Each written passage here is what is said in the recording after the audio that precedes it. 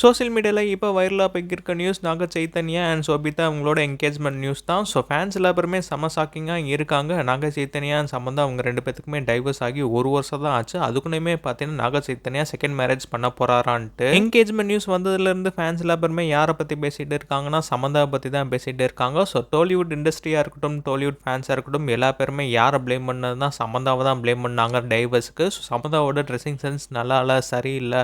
And அது மட்டும் இல்லாமல் நிறைய சீன்ஸ் வந்து இன்டிமேட்டாக பண்ணுறாங்க. ஸோ அதனால டைவர்ஸ் நடந்துருச்சு. ஸோ இந்த மாதிரி பார்த்தீங்கன்னா சம்மந்தா மேலே நிறையா ப்ளேம் வச்சாங்க. இப்போ நாக சைத்தன்யா திடீர்னு என்கேஜ்மெண்ட் பண்ண போகிறாருன்னு சொல்லிட்டு தெரிஞ்சதுக்கப்புறம் ஒருவேளை இவர் தான் சீட் பண்ணியிருப்பாரா, அப்போ இவர் தான் சீட் பண்ணது. ஸோ இந்த மாதிரி பார்த்தீங்கன்னா ஃபேன்ஸும் இப்போ பேச ஆரம்பிச்சிட்டாங்க. சம்மந்தா மேலே எந்த மிஸ்டேக்குமே இல்லைன்ட்டு. சம்மந்தாவோட கமெண்ட் செக்ஷனில் ஸ்ட்ராங்காக இருங்க, இந்த நியூஸ்க்கு எதுக்குமே ரியாக்ட் பண்ணாதீங்க, உங்களுக்கு டிசர்வ்டு பெட்டர். ஸோ இந்த மாதிரி நிறையா கமெண்ட்ஸ் வந்துட்டு இருக்கு. பட் சம்மந்தா இதுக்குள்ள என்ன ரியாக்ட் பண்ணியிருக்காங்கன்னா, இந்த நியூஸ்லாம் நேற்று நைட்டு இருந்து வந்தாலும் அவங்க இதெல்லாம் கண்டுக்கவே இல்லை. அவங்க யாரை பற்றி கேர் பண்ணுறாங்கன்னா, ஒலிம்பிக்கில் வினிஸ் போகாட்டுக்கு நடந்த அநியாயத்தையும் அவங்க ரிட்டையர் ஆகிட்டாங்கன்ற நியூஸை தான் பார்த்தீங்கன்னா ஸ்டோரியாக வச்சுருக்காங்கன்னு தெரில. நாக சைத்தன்யா அண்ட் உங்களோட வெட்டிங் பற்றி அவங்க ரியாக்ட் பண்ணவே இல்லை. ஸோ இதுலேருந்து என்ன தெரிய வருதுன்னா, அவங்க என்ன வேணாலும் பண்ணிட்டு போட்டும், நான் எதுவுமே கண்டுக்க போகிறது இல்லைன்னு சொல்லிட்டு அவங்க கிளியராக சொல்லியிருக்காங்க.